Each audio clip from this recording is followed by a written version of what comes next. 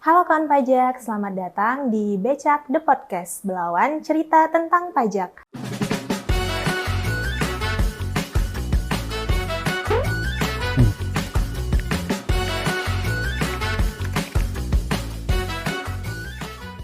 Kawan pajak, podcast kita kali ini sudah memasuki episode ketiga. Nah, yang kita bahas hari ini adalah mengenai pengusaha kena pajak. Nah, kita akan membahas mengenai apa sih itu pengusaha kena pajak, kemudian bagaimana cara untuk mengajukan permohonan pengukuhan pengusaha kena pajak. Yang ketiga, nanti kita akan juga membahas mengenai apa sih kewajiban perpajakan dari pengusaha kena pajak itu. Nah, podcast kali ini akan dipandu oleh saya Nia, dan tentunya saya tidak sendiri ya, saya akan ditemani oleh dua narasumber kita yang sangat luar biasa hari ini. Ada Bang Tama, halo Bang Tama. Ada Kak Anita. Halo Kak Nia. Halo Kak Anita, boleh disapa dong kakak abang kawan pajak yang sedang menonton kita Halo nanti. kawan pajak. Halo kawan pajak. Nah, kawan pajak, Bang Tama ini adalah salah satu pegawai di KPP Pratama Medan Belawan yang menangani mengenai pengukuhan pengusaha kena pajak, aktivasi akun PKP, dan sertifikat elektronik. Mungkin nanti kawan pajak akan sering ya berjumpa dengan Bang Tama kalau mengajukan permohonan pengukuhan pengusaha kena pajak. Kemudian, nah ada juga nih Kak Anita, mungkin kawan pajak sudah tidak asing ya, Kak Anita sudah pernah nih di podcast kita sebelumnya. Kak Anita adalah salah satu penyuluh kita di KPP Pratama Medan Belawan. Oke, Bang Tama dan Kak Anita, kita sudah siap ya untuk bincang-bincang nih ke kawan pajak semua seputar pengusaha kena pajak. Oke, nah gini nih, kita kan bicara nih mengenai pengusaha kena pajak. Nggak afdol dong Kak, kalau kawan pajak nggak tahu apa sih itu pengusaha kena pajak, boleh dijelaskan dulu ke kawan pajak semua, pengusaha kena pajak itu apa? Jadi Kak Nia, pengusaha kena pajak itu adalah pengusaha yang melakukan transaksi penyerahan barang atau jasa kena pajak yang mana itu diatur dalam Undang-Undang PPN. Kemudian pengusahanya itu bisa berbentuk pengusaha orang pribadi atau badan yang melakukan penyerahan barang seperti yang sudah saya jelaskan tadi, atau melakukan impor barang atau melakukan ekspor barang, atau memanfaatkan jasa dari luar daerah pabean, atau mengirimkan jasa atau barang dari dalam daerah pabean ke luar daerah pabean gitu kan ya. Nah, oke kawan pajak. Nah, mengenai penjelasan Kak Anita tadi, bisa kawan pajak baca dengan lengkap di Undang-Undang Pajak Pertambahan Nilai Pasal 1 ya Kak, tadi penjelasannya ya. Nah, yang menjadi pertanyaan lagi nih Kak, apakah semua pengusaha itu wajib dikukuhkan sebagai pengusaha kena pajak Kak? Tidak semuanya nih Kak Nia, jadi ada batasannya. Jadi di PMK 197 tahun 2013 itu disebutkan bahwa ada yang namanya pengusaha kecil. Pengusaha kecil ini yang omsetnya dalam 1 tahun buku itu tidak melebihi 4,8 miliar, jadi mereka tidak wajib untuk dikukuhkan sebagai PKP Kak Nia. Wah, jadi tidak semua pengusaha kena pajak itu wajib dikukuhkan sebagai pengusaha kena pajak ya Kak? Ada batasan peredaran bruto yang menjadikan pengusaha wajib untuk dikukuhkan sebagai pengusaha kena pajak. Oke, nah Kak, kalau pengusaha itu sudah memiliki peredaran bruto melebihi 4,8 miliar, nah berarti kan wajib tuh untuk dikukuhkan sebagai pengusaha kena pajak. Nah, ada batasan waktunya nggak bagi pengusaha tersebut mengajukan permohonan atau melaporkan usahanya untuk dikukuhkan sebagai pengusaha kena pajak, Kak? Oke Kak Nia, jadi dalam bulan tertentu dalam 1 tahun buku, di bulan di mana pengusaha tersebut omsetnya sudah melebihi 4,8 miliar, itu bulan berikutnya, akhir bulan berikutnya maksudnya, itu wajib untuk dikukuhkan sebagai pengusaha kena pajak Kak Nia. Oke, dari penjelasan Kak Anita tadi, kita bisa buatkan contoh ya Kak. Misalnya nih, kawan pajak sudah memiliki peredaran bruto melebihi 4,8 miliar pada tanggal 24 Oktober 2023. Maka kawan pajak sudah wajib untuk melaporkan usahanya dikukuhkan sebagai pengusaha kena pajak paling lama akhir November 2023. Benar ya Kak? Jadi ya? akhir bulan berikutnya. Oke. Gitu kan. Lalu yang menjadi pertanyaan nih Kak, apakah pengusaha yang peredaran brutonya masih di bawah 4,8 miliar bisa memilih untuk dikukuhkan sebagai pengusaha kena pajak? Oke Kak Nia, jadi bisa ya. Jadi ada kasus tertentu di mana pengusaha ini bertransaksi dengan pemerintah atau dengan BUMN yang mana mereka diwajibkan untuk membuat faktur pajak. Jadi untuk bisa membuat faktur pajak ini kan harus dikukuhkan sebagai PKP nih Kak Nia. Jadi ya mereka bisa memilih untuk dikukuhkan sebagai PKP meskipun omsetnya itu belum mencapai 4,8 miliar tadi itu Kak Nia. Kemudian nih ada satu informasi lagi Kak Nia. Kebetulan ini ada peraturannya baru muncul di tahun 2023 di PMK 48 tahun 2023 bahwa pengusaha emas perhiasan yang terdiri dari pabrikan emas perhiasan atau pedagang eceran emas perhiasan itu wajib untuk dikukuhkan sebagai pengusaha kena pajak meskipun omsetnya belum mencapai 4,8 miliar dalam tahun tersebut Kak Nia. Seperti itu ya Kak ya. Jadi pengusaha yang baru berjalan pun bisa nih memilih untuk dikukuhkan sebagai pengusaha kena pajak. Iya, benar bisa. ya Kak. Tapi yang perlu diingat nih oleh kawan pajak semua, untuk pengusaha emas perhiasan meskipun omsetnya masih di bawah 4,8 M, itu wajib tetap dikukuhkan sebagai pengusaha kena pajak. Benar ya Kak? Nah, kita lanjut nih ke pertanyaan selanjutnya, mungkin untuk Bang Tama ya Bang. Jadi, untuk mengajukan permohonan pengukuhan pengusaha kena pajak, pasti kan ada tuh Bang persyaratan-persyaratan yang harus diajukan oleh kawan pajak semua. Nah, boleh dijelaskan nggak Bang ke kawan pajak, apa aja sih persyaratan yang harus dilengkapi? Baik, terima kasih Kak Nia. Untuk kawan pajak yang ingin mengukuhkan diri dan badan usahanya sebagai pengusaha kena pajak, wajib pajak dapat mengajukan permohonan secara elektronik atau tertulis ke KPP Pratama terdaftar. Untuk formulir, wajib pajak bisa unduh di website pajak.go.id pada menu unduh formulir perpajakan. Atau kalau kawan pajak datang langsung ke KPP, nanti bisa kita sediakan formulirnya.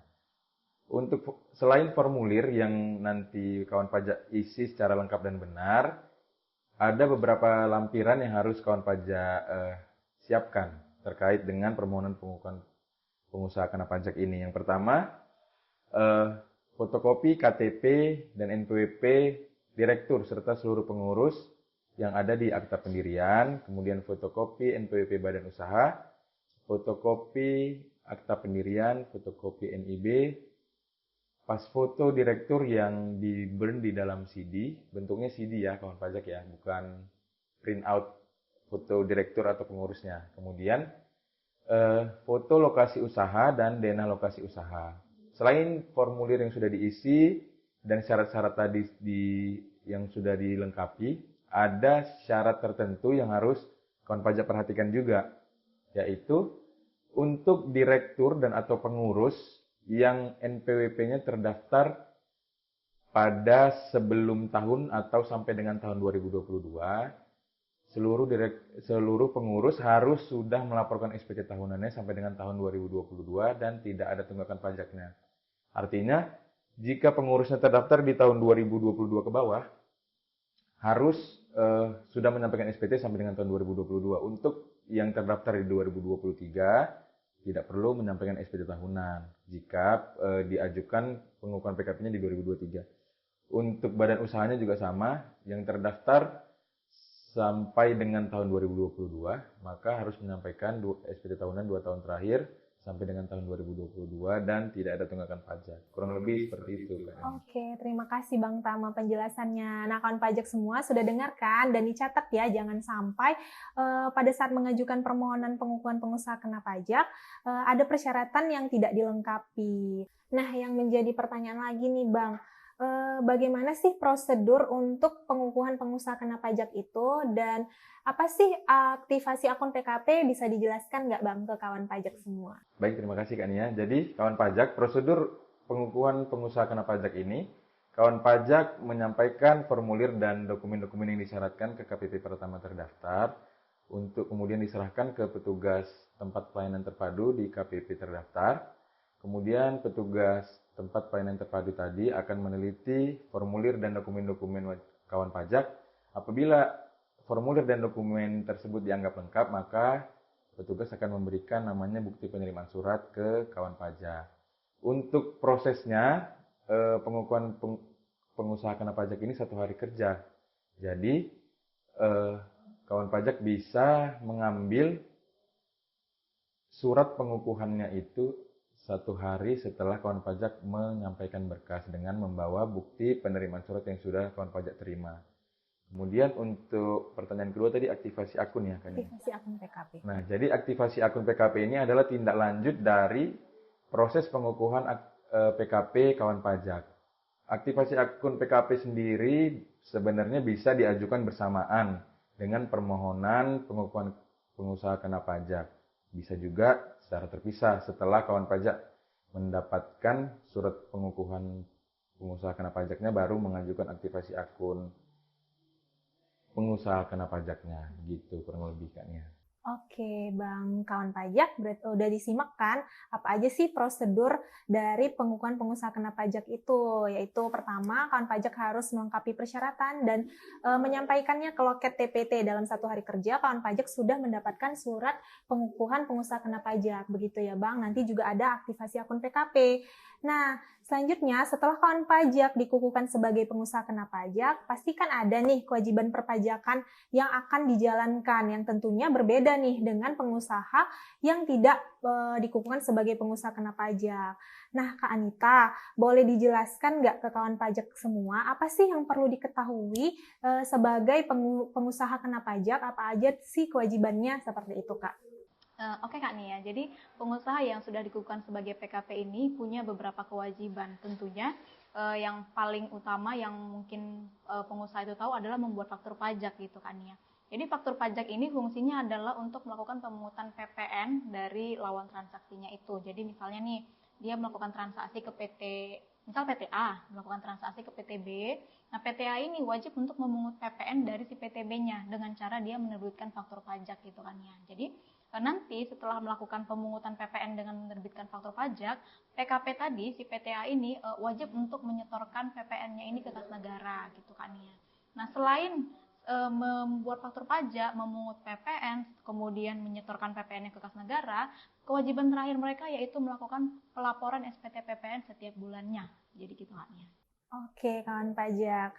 Jadi, kewajiban yang utama itu yang pasti kawan pajak harus membuat faktur pajak ya, Kak, ya.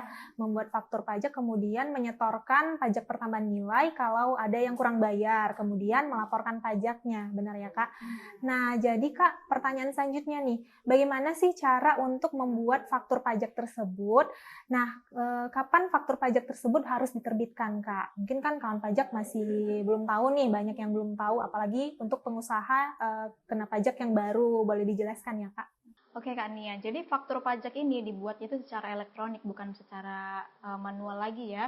Jadi ada aplikasi yang namanya e-tax invoice, kalau bahasa Indonesianya itu e-faktur, elektronik faktur. Jadi untuk bisa membuat faktur elektronik ini sendiri, PKP harus menginstal terlebih dahulu ya aplikasi e-tax invoice ini. Aplikasinya ini bisa diunduh di web pajak.go.id pada bagian unduh aplikasi.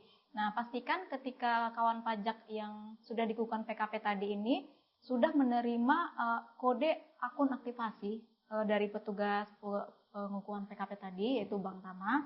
Itu kemudian ada juga password yang sudah diterima di email. Jadi pastikan sudah menyiapkan 2 berkas itu untuk bisa menginstal aplikasinya gitu Kak Niana. Kemudian untuk pertanyaan kedua, kapan kita harus membuat faktur pajak dan kapan batasan waktunya gitu ya. Jadi kapan kita membuat faktur pajak itu adalah yang pertama ketika kita melakukan penyerahan. Atau barangkali ada yang bayar duluan baru penyerahan, itu berarti kita buat faktur pajaknya ketika pembayarannya itu diterima. Atau misal nih ada yang pembayarannya itu pakai termin-termin gitu, berarti setiap per terminnya itu bikin faktur pajak gitu kan ya.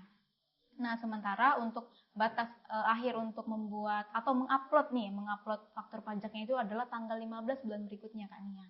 Jadi misal transaksinya itu di bulan Oktober. Misal lah tanggalnya itu tanggal 1 Oktober ada penyerahan barang ke PTB. Jadi si PTA ini wajib untuk membuat faktur pajak dan menguploadnya itu paling lama tanggal 15 November Kak Nia. Oke Kak, berarti kan Kak tadi dari penjelasan Kakak bahwa pembuatan faktur itu kan melalui aplikasi e-faktur. Nah, perlu diingat berarti oleh kawan pajak ketika membuat faktur, misalnya nih kawan pajak buat faktur di bulan Oktober, di masa Oktober, maka harus diupload nih ke DJP paling lama tanggal 15 November, seperti itu ya Kak. Jadi kalau misalnya kawan pajak lupa menguploadnya, udah nggak bisa lagi ya Kak buat faktur pajak bulan Oktober, benar ya Kak? Bisa, tapi jadi faktur pajaknya itu masuk dalam kategori faktur pajak terlambat Kak Nia. Oh, menjadi faktur pajak terlambat ya Kak ya. Dan itu ada sanksinya. Oke, nanti itu kita akan bahas Oke. mengenai sanksi ya Kak ya. Oke Kak, tadi kan kita sudah bahas mengenai pembuatan faktur. Nah, setelah membuat faktur, tadi Kak Anita juga jelaskan bahwa setelah kita membuat faktur, kita perlu nih membayar dan melaporkan PPN. Iya. Nah, boleh dijelaskan nggak Kak ke kawan pajak mengenai membayar dan melapor PPN tersebut? Ya, tadi kan sudah disinggung sedikit ya bahwa ketika kita membuat faktur pajak, kemudian kita memungut PPN dari lawan transaksi kita wajib untuk menyetorkan PPN ini ke kas negara. Nah, untuk jangka waktu penyetorannya ini adalah akhir bulan berikutnya, Kak Nia. Jadi misal kita transaksinya di Oktober, kita sudah pungut nih PPN-nya di Oktober, kemudian kita memperhitungkan apakah pajak keluaran kita lebih besar dari pajak masukan. Nah, kalau misalnya pajak keluarannya lebih besar dari pajak masukan, itu nanti selisihnya itu harus disetorkan ke kas negara paling lama akhir bulan berikutnya. Begitu juga dengan pelaporannya nih Kak Nia. Jadi selain menyetorkan ke kas negara PPN-nya, yang paling wajib adalah juga melaporkan SPT PPN-nya itu, dan itu dilaporkan paling lama akhir bulan berikutnya juga kan. Oke Kak, jadi pembayaran dan pelaporan itu batas waktunya sama sebenarnya Sama, ya Kak. iya. Jadi kalau misalnya kayak tadi bulan Oktober 2023 paling lama, pembayaran dan pelaporan SPT masa PPN paling lama di akhir November 2023. Iya. Nah, bagaimana nih Kak kalau pengusaha kena pajak terlambat membayar PPN dan tidak melaporkan SPT masa PPN-nya? Apakah ada sanksinya? Baik Kak Nia, tentu ada ya Kak Nia sanksinya ya. Jadi ketika kita sudah dikukuhkan sebagai PKP, ada syarat-syarat yang mengikuti, dan kalau misalnya kita tidak mematuhi kewajiban-kewajiban sebagai PKP tersebut, itu ada sanksi-sanksi yang mengikuti. Yang pertama yaitu misal terlambat membayarkan PPN-nya tadi yang harusnya disetorkan paling lama akhir bulan berikutnya, tapi dia setorkan 2 bulan berikutnya gitu ya Kak Nia, itu nanti akan ada sanksi, dan itu bunganya itu ditentukan dengan KMK yang terbit setiap bulannya. Tapi rata-rata sih di sekitaran 1%. Jadi cara menghitungnya itu adalah sekitar 1% itu nanti dikali dengan jumlah pajak terutang yang harusnya dibayar tersebut, kemudian dikalikan berapa bulan terlambatnya. Jadi semakin lama kita membayarkan PPN ke kas negara, maka semakin banyak juga jumlah bulan yang dikalikannya gitu kan ya. Sementara untuk yang pelaporan ini dendanya itu tetap ya 500.000. Jadi ketika kita ada telatnya itu beberapa bulan pun tetap dihitungnya dendanya itu 500.000 gitu kan. Oh begitu ya Kak. Jadi bagaimana kalau pengusaha kena pajak ini belum ada transaksinya atau memang tidak ada transaksi gitu? Apakah tetap harus melaporkan SPT masa PPN? Wajib kan ya. Jadi meskipun PKP ini misalnya belum melakukan usaha, belum menjalankan produksinya, atau mungkin sudah menjalankan usahanya, tapi di bulan tertentu dia nggak punya transaksi, itu tetap wajib harus lapor PPN-nya, meskipun nihil gitu kan ya. Karena kalau misalnya tidak dilaporkan, denda yang 500.000 itu tetap berjalan kan ya. Oke, bisa kita ambil kesimpulan berarti ketika kawan pajak atau pengusaha sudah dikukuhkan sebagai pengusaha kena pajak, maka pengusaha kena pajak wajib melaporkan SPT masa PPN, mau ada transaksi atau tidak ada transaksi. Benar, gitu ya Kak ya. ya. Nah, masih berbicara tentang sanksi nih Kak. Kan mungkin aja nih ada pengusaha yang mungkin karena lupa atau dengan sengaja tidak membuat faktur pajak. Apakah ada sanksinya? Boleh dijelaskan nggak Kak? Iya, jadi Kak Nia ada beberapa kasus nih tentang PKP. Mereka sudah dikukuhkan sebagai PKP, tapi karena mereka nggak mau memungut dan membayarkan PPN-nya, mereka sengaja tidak membuat faktur pajak. Nah, ini ada aturan mengenai sanksi yang akan dikenakan, yaitu di pasal 14 ayat 1 Undang-Undang Ketentuan Umum Perpajakan. Jadi, pengusaha kena pajak yang dengan sengaja atau mungkin tidak dengan sengaja tidak membuat faktur pajak atau membuat faktur pajak tapi tidak benar atau terlambat, itu ada sanksi yang mengikuti. Jadi nanti akan ada surat tagihan pajak yang diterbitkan oleh DJP yang mana mereka harus membayar pokok dari PPN yang harus dibayar tersebut ditambah dengan sanksi bunga administrasi yang ketentuannya itu bunganya mengikuti KMK yang terbit setiap bulannya gitu. Ketentuan KMK ya Kak. Oke. Baik, berarti kawan pajak jangan sampai lupa ya, atau dengan sengaja malah tidak membuat faktur pajak. Karena selain menyalahi aturan, tentu saja sudah ada sanksi nih yang akan menunggu kawan pajak semua jika sudah dikukuhkan sebagai pengusaha kena pajak. Nah, pertanyaan selanjutnya nih untuk Bang Tama.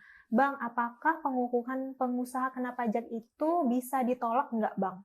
Oke, terima kasih Kak Nia. Jadi kawan pajak, pada dasarnya permohonan pengukuhan pengusaha kena pajak ini dapat ditolak di loket TPT. Artinya ketika kawan pajak menyampaikan permohonan dan kemudian diteliti oleh petugas TPT, apabila ada dokumen yang kurang atau tidak lengkap, maka pada saat itulah pengukuhan pengusaha kena pajak ditolak atau tidak diterima berkasnya. Apabila dokumen dan syarat-syarat yang disyaratkan sudah dianggap lengkap dan benar, dan petugas TPT menerima dokumen kawan pajak, untuk kemudian dimasukkan ke sistem DJP, nama sistemnya itu e-registration, maka sudah dipastikan PKP kawan pajak akan keluar dalam jangka waktu 1 hari kerja, ya kan? Kemudian ada hal-hal yang dapat membatalkan PKP atau mencabut PKP itu kan ya. Jadi apa hal-hal yang dapat mencabut PKP yang sudah ada atau sudah dikukuhkan sebelumnya, yaitu pada saat proses aktivasi akun PKP. Jadi pada proses aktivasi akun PKP akan ada petugas khusus yang visit ke lokasi wajib pajak untuk memastikan alamat dan lokasi wajib pajak yang ada di sistem DJP dengan keadaan sebenarnya. Kemudian memastikan di lokasi tersebut ada pengurus atau karyawan yang ditunjuk yang berwenang untuk menjelaskan kegiatan usaha. Dan kemudian petugas khusus juga dapat menolak aktivasi akun PKP apabila menurut petugas pada saat wawancara dengan pihak yang berwenang di badan usaha tersebut ternyata ada yang terkesan ditutup-tutupi yang dianggap akan dapat merugikan Direktorat Jenderal Pajak, misalnya dengan menerbitkan faktur pajak palsu atau fiktif. Akan ada indikasi seperti itu, maka petugas dapat menolak aktivasi akun PKP, dan setelah proses penolakan aktivasi akun PKP tersebut, pengukuhan PKP yang sudah dikukuhkan sebelumnya akan tercabut secara sistem. Itu kan ya. Oke Bang, jadi ketika pengusaha mengajukan permohonan PKP dan dinyatakan lengkap oleh TPT, otomatis diterima ya dalam 1 hari kerja pengukuhan pengusaha kena pajaknya. Tapi tetap ada proses visit lapangan yang menentukan apakah aktivasi akun PKP-nya diterima atau ditolak. Kalau ditolak, pengukuhan pengusaha kena pajak yang sebelumnya sudah dikukuhkan akan dicabut secara otomatis oleh sistem. Seperti itu ya Bang. Oke kawan pajak. Nah, selanjutnya kita harus tahu dong apa sih tadi Kak Anita, Bang Tama mungkin udah ada ya nyebutin beberapa aplikasi. Nah, kawan pajak pasti ingin tahu kan aplikasi apa aja atau web apa aja yang harus digunakan oleh pengusaha kena pajak dalam menjalankan kewajiban perpajakan sebagai PKP. Nah, Kak Anita boleh dijelaskan nggak ke kawan pajak semua? Iya, jadi untuk pengusaha kena pajak yang baru aja dikukuhkan sebagai pengusaha kena pajak gitu ya, ada beberapa web dan aplikasi yang perlu untuk kita pahami, kita ketahui, karena ini akan sering kita gunakan sepanjang kita menjadi PKP. Yang pertama kali yaitu namanya Enova. Kalau kita cari di internet atau di Google, kita ketik aja efaktur.pajak.go.id. Nah, Enova ini fungsinya adalah untuk tempat kita untuk mendownload sertifikat digital yang sudah tadi di-approve oleh Bang Tama. Kemudian di situ kita juga bisa mengecek profil PKP kita, mengecek sampai kapan batas akhir kadaluarsanya sertifikat elektronik tersebut, kemudian juga untuk meminta nomor seri faktur gitu kan ya. Kemudian web yang kedua yaitu namanya web e-faktur. Nah, web e-faktur ini nanti fungsinya adalah untuk melaporkan SPT PPN setiap bulannya, nanti ini bisa dilaporkan di web e-faktur tersebut. Kemudian ada satu aplikasi dan yang pasti ini yang paling penting ya, yaitu aplikasi e-faktur atau biasanya itu kita sebut e-tax invoice. Nah, fungsinya e-tax invoice ini nanti adalah untuk meng-create e-faktur itu sendiri kan ya. Oke kawan pajak, berarti ada 3 aplikasi nih yang harus diketahui oleh pengusaha kena pajak ya Kak ya. Yang pertama tadi ada Innova, aplikasi Innova. Yang kedua ada aplikasi web e-faktur. Yang ketiga ada aplikasi e-tax invoice ya Kak ya. Nah tadi Kak Anita nih udah menyinggung mengenai sertifikat digital atau sertifikat elektronik nih kawan pajak. Nah, berhubung Bang Tama juga menangani mengenai permohonan sertifikat elektronik ya Bang, boleh dijelaskan nggak Bang bagaimana cara mendapatkan sertifikat elektronik tersebut dan apakah ada batas waktu pemakaiannya dan apabila sudah kadaluarsa, apa yang harus dilakukan oleh kawan pajak? Boleh dijelaskan? Baik, terima kasih Kak Nia. Untuk kawan pajak, sertifikat elektronik ini bisa kawan pajak minta ke KPP pertama terdaftar dengan menyampaikan formulir yang diisi dengan lengkap dan benar, kemudian dilampiri dengan fotokopi NPWP pengurus, fotokopi NPWP badan usaha, dan fotokopi akta pendirian untuk disampaikan ke loket CPT. Sertifikat elektronik ini dapat diajukan sebelum mengajukan permohonan PKP atau pada saat bersamaan dengan permohonan PKP atau setelah permohonan pengukuhan PKP. Jadi kawan pajak bisa memilih untuk menyampaikan meminta sertifikat elektronik pada 3 waktu tersebut ya. Untuk jangka waktunya itu 2 tahun ya Kak Nia ya. Jadi sertifikat digital atau sertifikat elektronik itu berlaku selama 2 tahun pajak, 2 tahun ya. Untuk kawan pajak yang sertifikat elektroniknya sudah lebih dari 2 tahun nih, sudah kadaluarsa, kawan pajak dapat melakukan permintaan perpanjangan sertifikat elektronik namanya. Kawan pajak bisa datang juga langsung ke KPP pertama terdaftar untuk mengisi formulir permintaan sertifikat elektronik dengan lampiran yang sama pada saat meminta awal sertifikat elektroniknya. Jadi sama ya, kurang lebih gitu. Oke, Bang. Nah, selanjutnya nih Bang, kalau pengusaha kena pajak sudah tidak menjalankan usahanya lagi atau omsetnya sudah tidak melebihi 4,8 miliar, apakah PKP-nya bisa dicabut? Oke, untuk kawan pajak yang sudah dikukuhkan PKP, kemudian pada tahun tertentu ternyata kegiatan usahanya sudah tidak berjalan ya, kan ya, kalau kayak gitu, kawan pajak bisa melakukan permohonan pencabutan pengukuhan PKP ke KPP pertama terdaftar.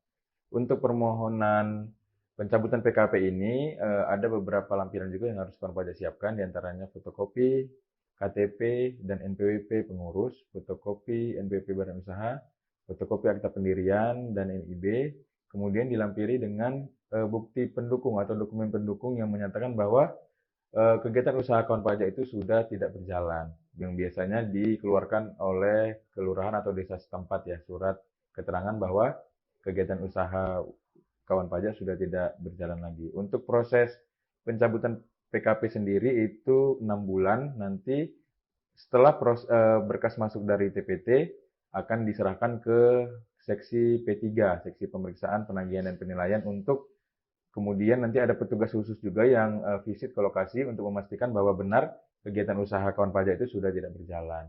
Kurang lebih seperti itu. Oke, terima kasih Bang Tama atas penjelasannya. Jadi kawan pajak, pengukuhan pengusaha kena pajak tersebut bisa dicabut melalui permohonan maupun secara jabatan oleh DJP. Seperti itu ya Bang. Oke, baik kawan pajak, akan kita simpulkan nih penjelasan dari narasumber kita hari ini. Akan saya bagi menjadi beberapa poin penting yang wajib atau mungkin bermanfaat nih untuk kawan pajak ingat. Poin pertama, pengusaha kena pajak adalah pengusaha yang melakukan penyerahan barang kena pajak dan atau jasa kena pajak yang dikenai pajak pertambahan nilai sesuai dengan Undang-Undang PPN. Nah, ada batasan peredaran bruto yang mewajibkan pengusaha kena pajak wajib dikukuhkan sebagai pengusaha kena pajak, yaitu peredaran bruto yang sudah melebihi 4,8 M. Poin kedua, setelah kawan pajak atau pengusaha dikukuhkan sebagai pengusaha kena pajak, maka ketika kawan pajak memiliki transaksi, kawan pajak harus membuat faktur pajak dan menguploadnya paling lama tanggal 15 bulan berikutnya. Setelah itu, kawan pajak harus menyetorkan PPN yang kurang bayar ke kas negara dan melaporkan SPT masa PPN paling lama akhir bulan berikutnya. Nah, poin ketiga kawan pajak yang perlu diingat adalah setiap kealpaan yang dilakukan oleh pengusaha kena pajak dalam menjalankan kewajiban perpajakan pasti akan ada sanksi yang akan dikeluarkan oleh DJP. Nah, selanjutnya di poin keempat, kawan pajak perlu mengetahui bahwa ada 3 aplikasi yang perlu diketahui oleh pengusaha kena pajak. Yang pertama itu adalah aplikasi Innova untuk mendownload sertifikat elektronik dan meminta nomor seri faktur pajak dan hal-hal lainnya. Yang kedua, ada aplikasi web e-faktur.pajak.go.id untuk melaporkan SPT masa PPN. Dan yang ketiga adalah aplikasi e-faktur untuk membuat faktur pajak. Dan yang terakhir, apabila kawan pajak sudah tidak menjalankan usaha atau peredaran bruto sudah tidak melebihi 4,8 miliar dalam 1 tahun pajak, maka kawan pajak bisa mengajukan permohonan pencabutan pengusaha kena pajak. Seperti itu ya kawan pajak, perlu dicatat dan diingat. Baik, kita sudah sampai nih di akhir acara. Nah, saya mengucapkan terima kasih nih ke narasumber-narasumber kita pada hari ini yang sudah berbagi ilmunya nih, pengetahuannya mengenai pengusaha kena pajak. Terima kasih Kak Anita dan Bang Tama sudah sharing-sharing bersama kita dan kawan pajak semuanya. Nah, untuk kawan pajak yang memerlukan informasi terkait pengukuhan pengusaha kena pajak atau hal-hal terkait lainnya, kawan pajak bisa menghubungi Helpdesk KPP Pratama Medan Belawan di 0852 7250 6911 atau kawan pajak bisa follow Instagram kami di @pajakmedanbelawan untuk mengetahui informasi-informasi terkait perpajakan. Baik kawan pajak, kita sudah sampai di akhir acara. Terima kasih dan sampai berjumpa lagi di Becak The Podcast episode selanjutnya. Pajak kuat, Indonesia maju.